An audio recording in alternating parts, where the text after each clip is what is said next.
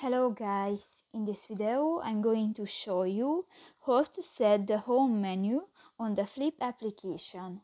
But first of all, I just want to mention, please don't forget to subscribe to our channel, because at 100,000 subscribers we are going to show you our YouTube revenue statistics and growth strategy, how to make money online. So let's jump into it. First of all, open the application on your device. Tap to the More button at the lower right corner of the screen and go to the Settings icon at the upper right corner of the screen. Here you can find the third option, the Set Home menu, and here you can select what displayed on your screen.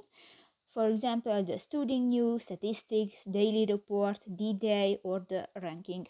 And if you want to disable one, just click to the pink circle icon and done.